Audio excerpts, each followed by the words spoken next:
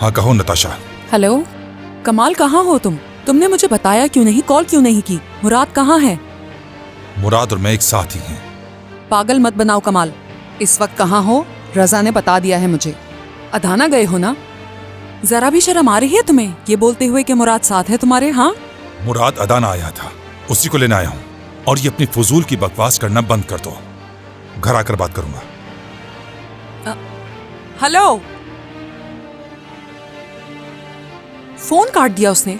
देख रही हैं ना आप, मैं यहाँ अपनी शादी बचाने की कोशिश कर रही हूँ और वो यहाँ मौजूद ही नहीं। कोई बात नहीं, उसने फोन बंद कर दिया। बताओ हुआ क्या? मुराद अदाना जा चुका है।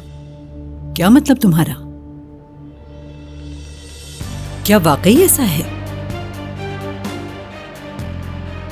अल्लाह अल्लाह, पता नहीं उसके अदाना जाने का मकसद आखिर क्या हो सकता है। नहीं मालूम। अगर मेरे बेटे को कुछ भी हुआ तो मैं इस शख्स को बर्बाद कर दूंगी।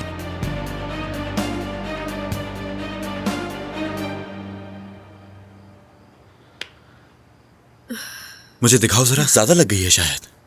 बस भी करो, मैं ठीक हूँ बिल्कुल। कहाँ थे तुम इतनी देर से कादिर? कितना कुछ हो गया यहाँ पर, हमारे घर पर पथराव हो गया, लेकिन तुम्हारा तो कुछ पता ही नहीं था।